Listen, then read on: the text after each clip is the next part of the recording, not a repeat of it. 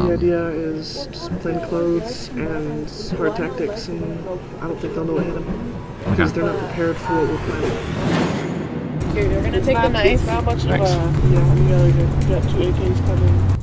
Matt McDonald here with Fox 13 News. We've been tracking Antifa for a long time. He was just down there at President's Circle and they were handing out sharp objects to stab people with, said they had someone coming with an AK. Why did it take 2 late night hosts, comedians, to find this out? You know what, I wish you guys luck. Marley was dead to begin with. Okay, there you go. Verifiable proof that Antifa is premeditatedly and proactively violent. And you'll see more in this video than you've probably ever seen before. The kinds of attacks they plot, how they coordinate, what tools they use. Even more importantly, you'll see a complicit media who, when offered this very footage, turned the other way. How do we know all this? Because we've been infiltrating this organization for a long time. Hard. But first, you'll need a primer. Protests, violence, riots, calling everyone a Nazi. This is the MO of Antifa. We've all seen it, but the media, politicians, and academia all defend, deflect, or completely deny. They are strictly principled anti-fascists. What we saw were some brave people risking their lives. That group protests fascism. Maybe their tactics weren't exactly right. It's messy. Antifa are people who go and they try to push back on these guys, but it is not the case that they are going around building an armed movement. Fascism cannot be defeated through speech. You need to take it with the utmost seriousness before it's too late. Black Lives Matter, the Antifa movement, is interested in preserving the fabric of America. Antifa is one of those things that somebody came up with as a catchphrase so that you could say, you know, oh, there is violence on the other side. Why is that? Why defend the indefensible? Are they really just an inconsequential group of rabble-rousers? How deep does Antifa's organization go? What's their end game? Well, for several months, we tracked and infiltrated Antifa, culminating in their violent protest of the notorious Jewish Nazi speaker, Ben Shapiro, at the University of Utah. But before we get to the part where we send Not Gay Jared in undercover, vulnerable, afraid, and shaking like a Chinese crested without one of those little gay sweaters, a little backstory. I want to kick my own ass. In order to get in with the Antifa crowd, we had to infiltrate their private groups. After news broke that they were officially classified as a domestic terrorist organization, they pulled everything in much closer to the chest. They started vetting people, becoming paranoid about spies. They demanded we meet with them in person, installing a cryptic messaging app onto our phone, which they used to organize. So I just met with the guy, and he installed a super secret encrypted messenger app on my phone, and they immediately took roll call, using all pseudonyms such as Firebird, Ski Mask, Xavius. Yeah, everyone except for Will. Yes, Will, whom we immediately identified on Facebook. Will also boasted of his sawed-off shotguns and armory in his trunk. At least that's what he said. I have a toolbox full of shit. Did you bring your gun?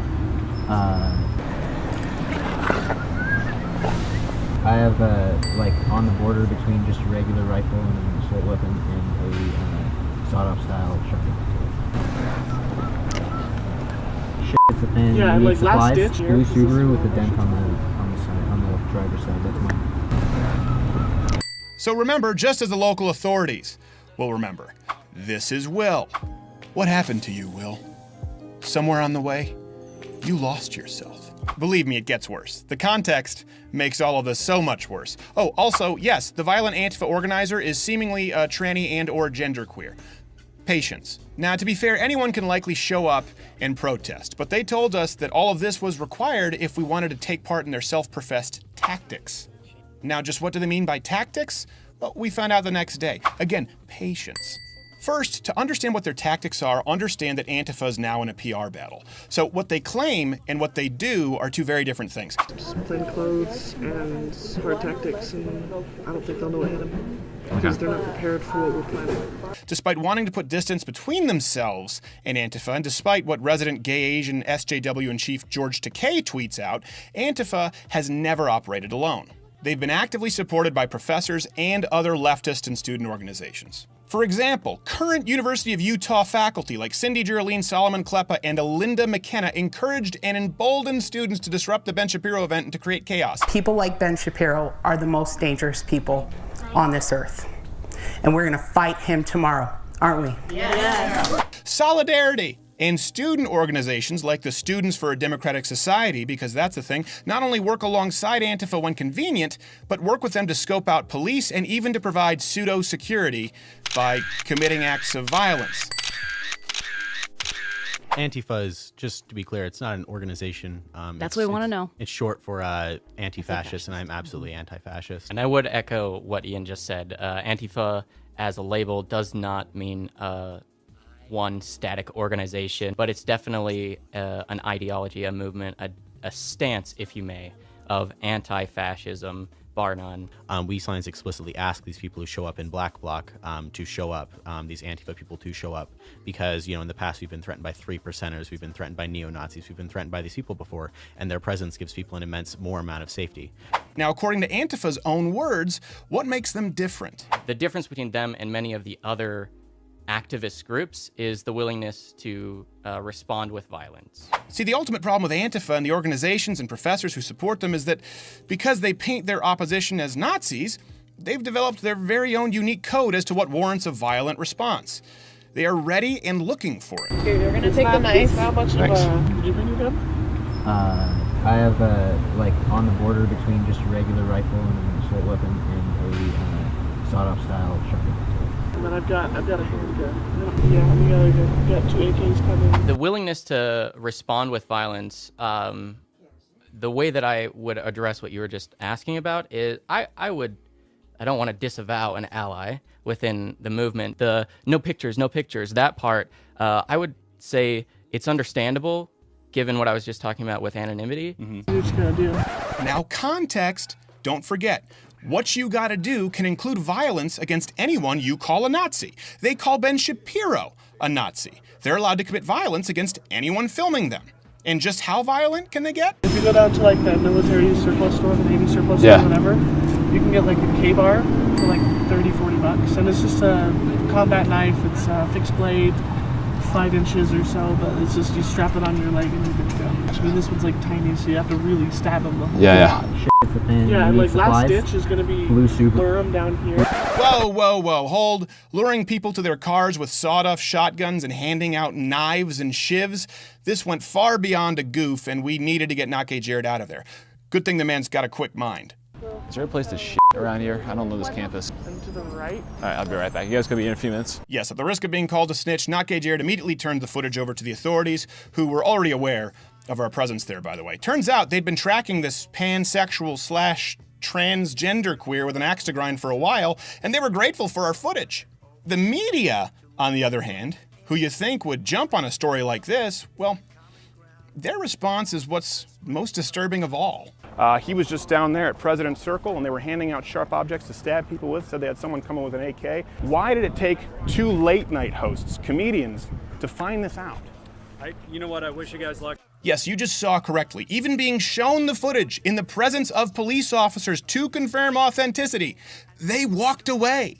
Also, I should note, this is Dan Harris from Nightline, national ABC News. He knew about the footage and the whole story too. I offered it to him and asked for his card. He did not give it to me. We were delivering a story to local and national news on a silver platter which included infiltration, violence, and exposing the roots of a national domestic terrorist organization. And no one even wanted to give it a glimpse. Not one person. It didn't even get mentioned. Protesters flooding the campus trying to shut down conservative speaker Ben Shapiro's appearance. These are protesters that are against Ben Shapiro, conservative. Only these people didn't call Ben Shapiro controversial. They called him a Nazi. And they aren't there to protest. They are there to punch Nazis as they chalk and paint on the walls or commit violence against people filming them, depending on the day. Case in point, our footage assisted with leading to the arrests of these violent protesters. Good example, codename Honeybee? Her real name is Jenna.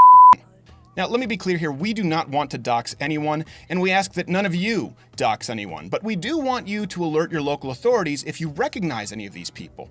These folks aren't playing a game anymore. This is serious violence. Take this black girl who committed assault. Now, we couldn't find any official arrest record, but we did post this on Facebook, and then this happened. So we immediately ID'd her as well. Grace. They're so easy to trick. Officers, we appreciate your service. Now, of course, the next day, when the inevitable violence that we warned about broke out, so-called journalists were all over it. Because, you know, they're lazy. Here's the thing, Antifa and its supporters are openly practicing violence. Worse, they plan it.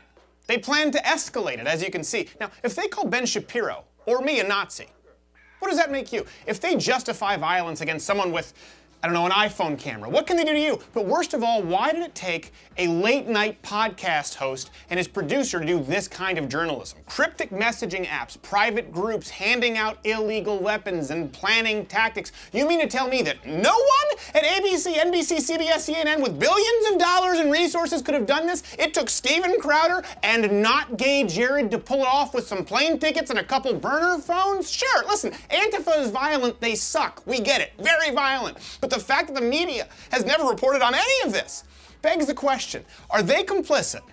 Is the media complicit with all of this? Or do they just suck at their jobs? I know who you are, Antifa, and I know what you want. If you're looking for a safe space, I can tell you that I have no sympathy. What I can tell you is that I have a very particular set of skills. Skills that I've acquired over a very long period of time. Skills that make me a nightmare for people like you. If you stop your acts of violence now, that will be the end of it. I will not look for you. I will not pursue you. But if you don't, I will look for you. I will find you. And I will ID you.